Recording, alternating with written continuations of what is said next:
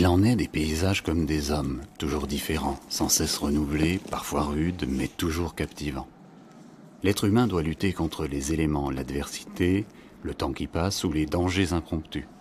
Il en est ainsi des montagnes et des vallées, il en est ainsi pour les êtres vivant dans ces contrées. Pour résister, il faut s'unir. Pour gagner, il faut voir grand. Au cœur de la montagne, il est des Alsaciens qui, sans doute mieux que quiconque, ont compris les leçons de l'histoire. Leur territoire est une vallée encaissée des Vosges, le Val de Villers.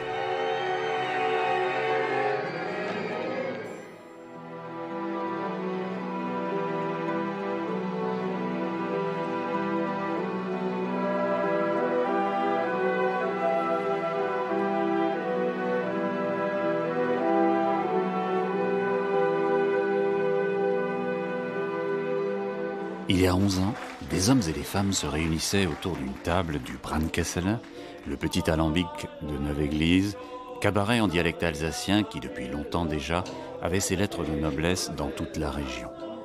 Mais ce soir-là, leurs esprits étaient ailleurs et se rejoignaient autour d'une grande idée dont l'ambition n'avait d'égal que la volonté et la détermination qu'ils affichaient déjà. Cette notion de cabaret a entraîné une synergie en disant qu'est-ce qu'on va faire. René Hague, conseiller général. Nous sommes allés visiter le Puy du Fou avec l'Office du tourisme, un certain nombre de personnes pour voir ce que ça donnait. Et après, nous avons commencé à nous dire, bon, après tout, en hiver, il y a un spectacle ici. En été, essayons de faire quelque chose qui va donner une image de marque au canton. Ils arrivent de toute la vallée. Ils sont cadres, fonctionnaires, artisans, lycéens. Fin de semaine, fin d'après-midi après le travail, ce sont 1700 bénévoles qui unissent leurs efforts dans la préparation du rêve. Rien ici n'est laissé au hasard. Plus haut, sur la route, les pompiers étudient de nouveaux accès. À l'atelier, les 20 km de câbles électriques sont auscultés. La ruche du Val de Villers bourdonne en silence.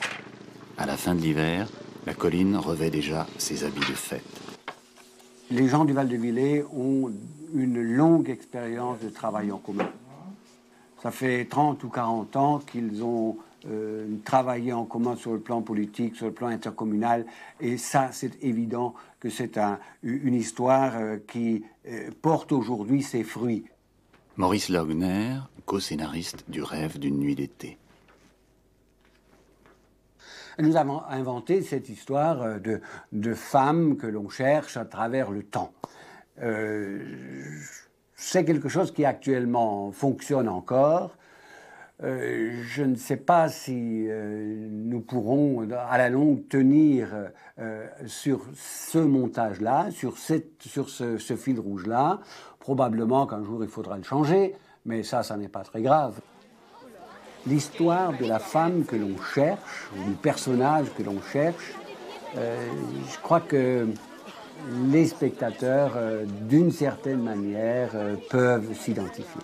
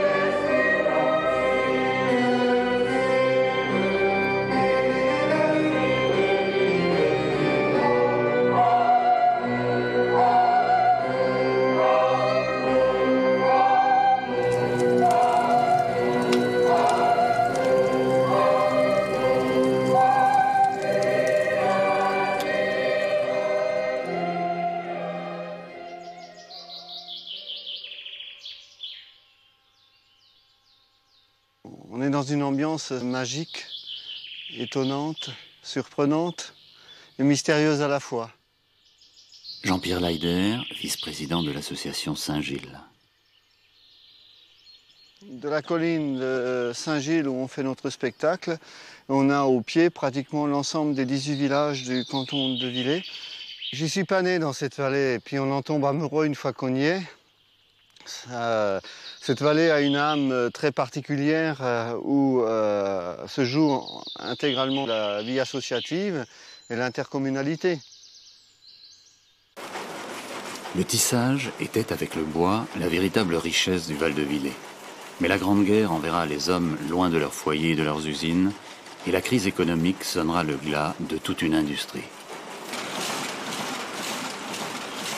Le pivot ici de cette industrie, c'était le tissage.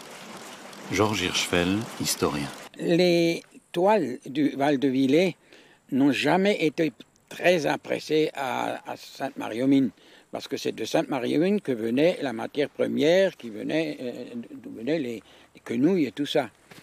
Et ce n'était pas toujours très apprécié parce que les doigts de l'habitant du Val de Villers étaient beaucoup plus rugueux que les doigts des gens de Sainte-Marie-aux-Mines qui ne faisaient que ça.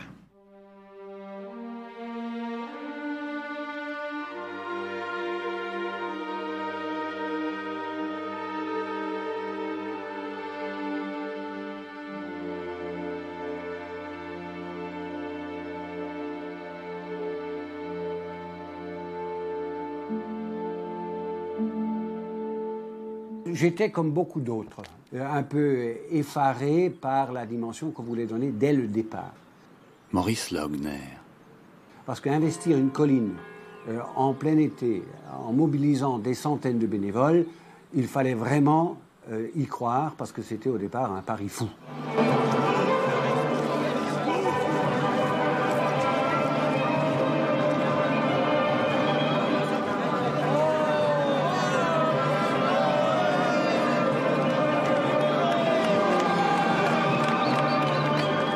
Une histoire.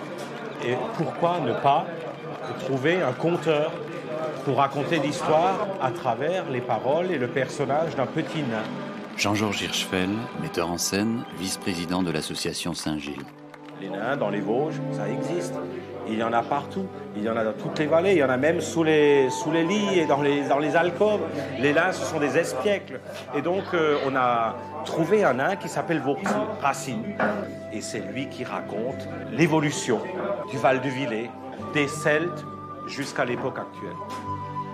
J'ai erré en aveugle dans un monde en évolution, en ébullition, en révolution, peut-être en perdition.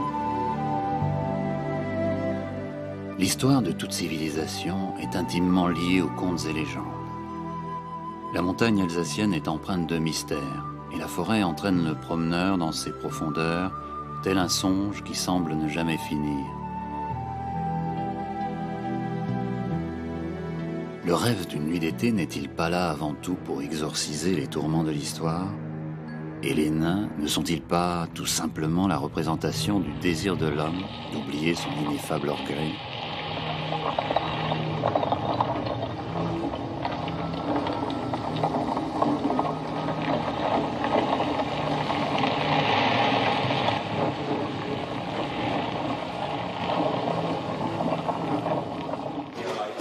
Also, das ist jetzt eine Affiche vom Saint-Gilles, vom Année 2000. Das ist gerade bei uns, ist noch ganz warm. Es ist frisch gebacken. Frisch gebacken. Voilà. Hoffen wir, dass das Wetter mitmacht. Ja, hoffentlich gibt das Wetter auch mit. Il y a 10 ans, on avait un beau wurzel, et puis maintenant En 10 ans, il a vieilli. Hein. il a vieilli. Il a mûri. Oui, mais nous on n'a pas vieilli. Elle est infiniment plus choquante que toutes les 10 précédentes. Si tu prends le livre des gnomes, et quand même on a bien dit que le Wurzel était un gnome qui était issu de la poussière, etc. Si tu prends les bouquins qui sont parus, qui sont super d'ailleurs sur les gnomes, c'est exactement ça, quoi. Donc on est, je veux dire, au niveau de l'esprit, on y est. Au niveau de la sympathie, on peut pas dire qu'il soit beau, Mais un gnome, bon, c'est pas son but. De toute façon, amène quelle affiche tu veux, elle ne nous plaira jamais.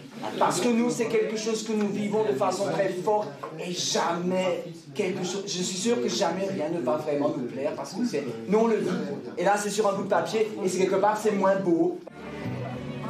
Wurtzel, décidément, ne laisse jamais indifférent. Il invite les uns à la contemplation, les autres à un réveil. N'est-il pas l'âme de la vallée et de ses habitants? Le message passe et gagne le cœur parce que Wurtzel est avant tout profondément humain. C'est ma fille Fanny, oui, qui participe au Saint-Gilles depuis 7 ans avec moi. Et puis j'ai d'autres enfants qui jouent aussi, toute la famille. Et elle vient m'aider là, maintenant, en période de vacances. Patou, costumière. Moi je suis employée, oui, j'ai fait 4-5 ans de bénévolat, des costumes bénévolement, et puis un jour il y avait trop de travail, on ne pouvait plus gérer ça qu'avec des bénévoles, donc on a créé un poste, et puis c'est moi qui l'ai. Quand le Saint-Gilles va être terminé, donc il va falloir tout relaver, parce que tous les costumes, il y a quand même entre 6 000 et 7 000 pièces, il faut tout laver.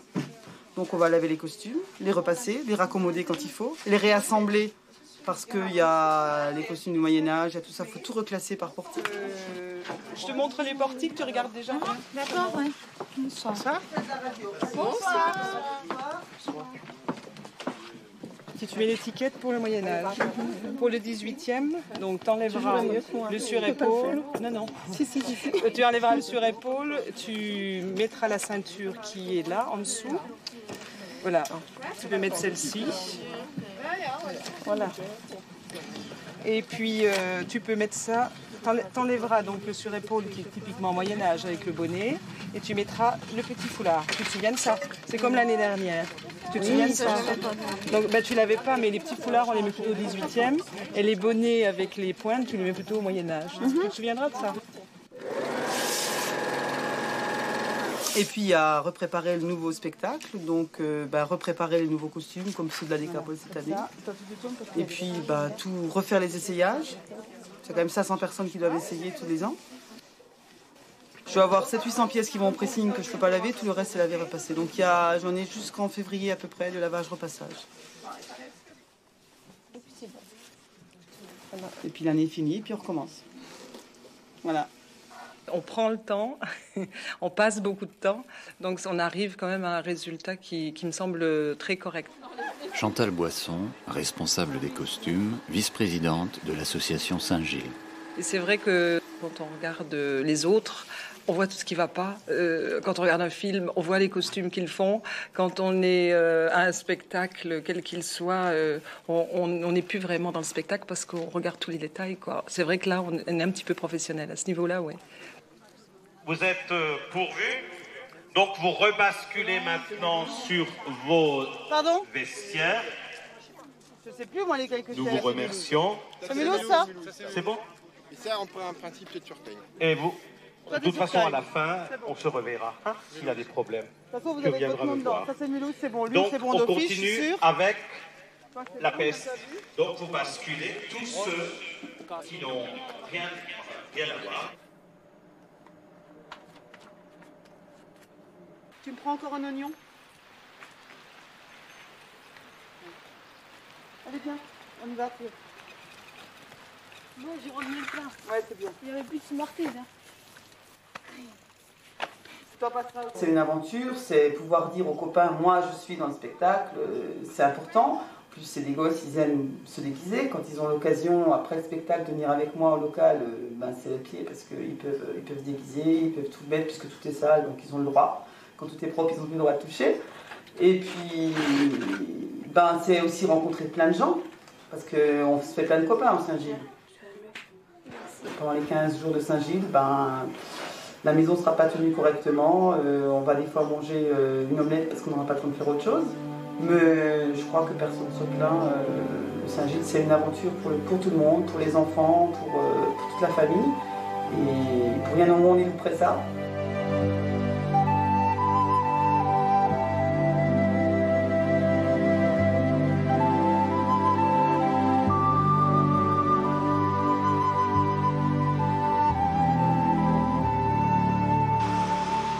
Mais au-delà du rêve, il y a la vie, celle de tous les jours avec sa réalité sociale et économique.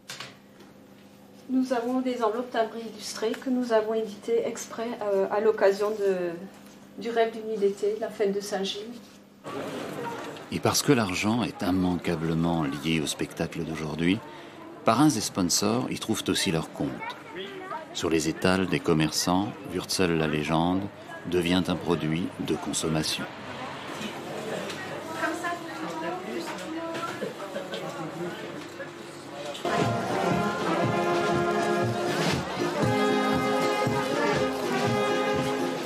La saucisse du Wurzel. La vraie, l'unique. Si vous ne l'avez pas goûté, c'est le moment ou jamais.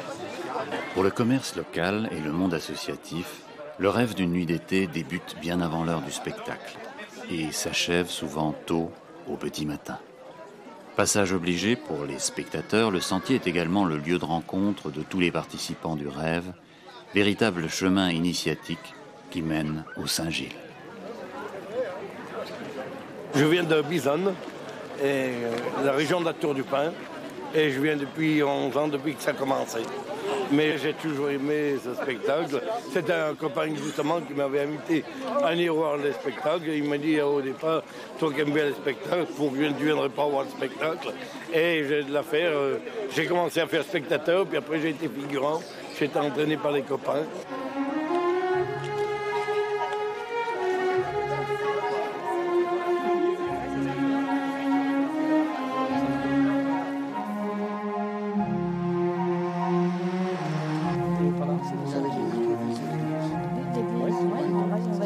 Merci beaucoup.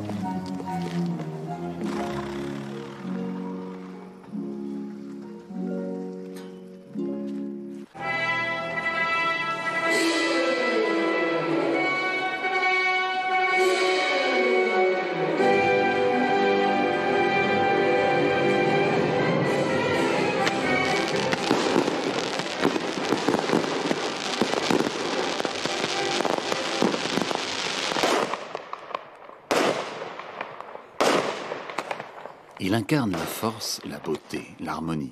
Le cheval est présent dans toutes les grandes épopées de l'histoire des hommes. Il se devait d'être présent au Saint-Gilles et, comme tous les acteurs du rêve, d'assister aux répétitions.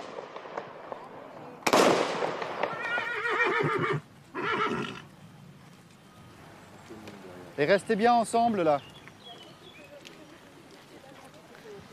Très bien. Oh, c'est pas mal tout ça, c'est pas mal. Et toi aussi, il faut que tu penses à tes mains là, s'il te plaît là. On s'improvise pas dresseur de chevaux à un spectacle comme le spectacle du Saint-Gilles. C'est un moment déjà qu'il faut découvrir, c'est déjà un moment où il faut apprendre. Non seulement j'avais pas de notion de dressage au moment du spectacle propre, mais donc il a fallu que je découvre. Denis Choura, éleveur de chevaux. Et cette découverte, je l'ai fait la première année avec un premier cheval qui m'a donné des satisfactions et qui m'a également donné des gros problèmes, vous en doutez bien. Et puis donc, à fur et à mesure, j'ai intégré dans le groupe plusieurs personnes et le groupe actuel est formé et ce groupe, il tourne. On est parti? Attention, on est parti. Et vous pouvez crier comme au pied droit.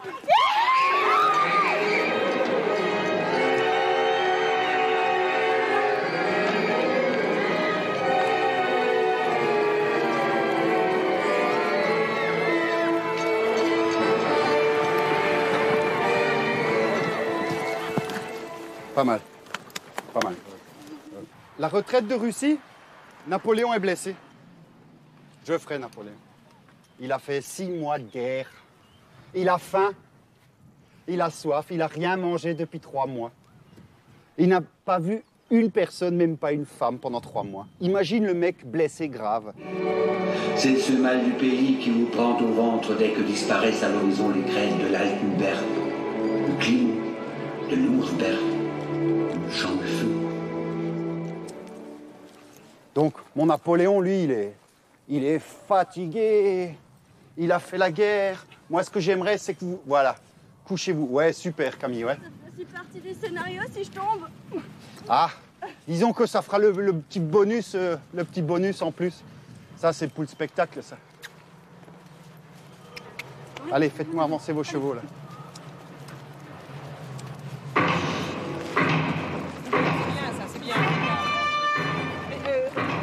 22 heures. L'obscurité tombe sur la colline magique. Devant les 6000 spectateurs impatients, les premiers figurants entrent en scène. Dans les coulisses, 500 hommes, femmes, filles et garçons attendent le moment où, à leur tour, ils seront applaudis. Les chœurs vibrent à l'unisson pour leur rêve. Le Val-de-Villers a gagné son pari. Et lancer leur destrier dans la liste. Oh, les pharaons, putain, mais tiens pas tous les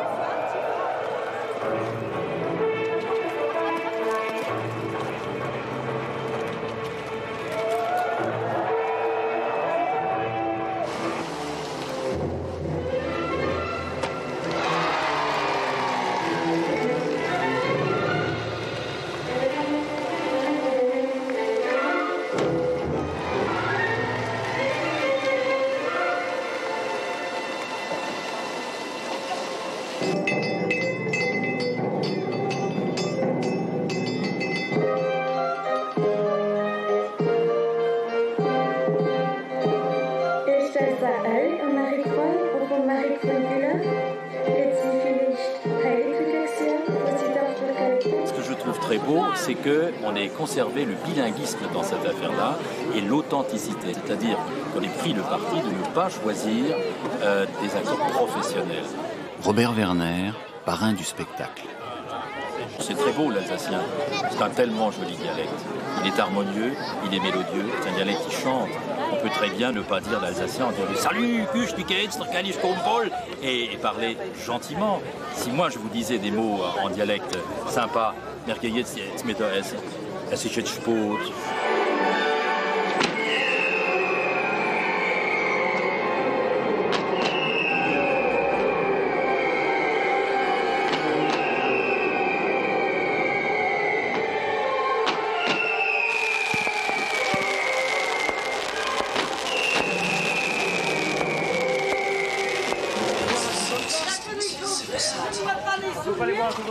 Vous n'avez pas pris les costumes, ça va pas. Non. Je ne vois pas ici. Non,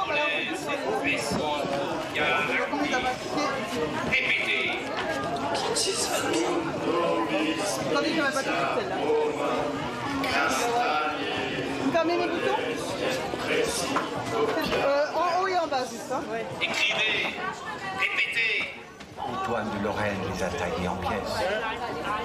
Plus de 5000 dans la journée. Levez-vous, das Narrenschiff. Das Narrenfort. Au nom de Dieu, silence. Les protestataires ont écrit Ardannez. Ça doit être ça, normalement. Ça, là. T'es sûr? Il y a ton nom après, d'accord? Oui. Eh ben oui, c'est ça le costume, c'est le sien. Dépêchez-vous, il reste pas beaucoup de temps pour la décapage.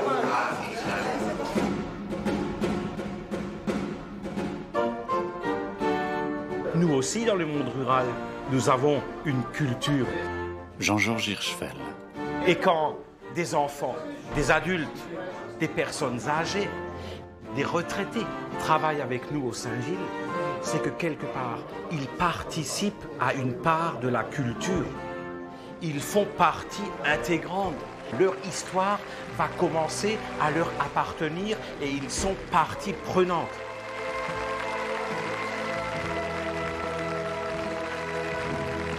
Mon souhait le plus fort est que tous ces gens qui participent au Saint-Gilles aient l'impression d'avoir vécu un moment important dans leur vie.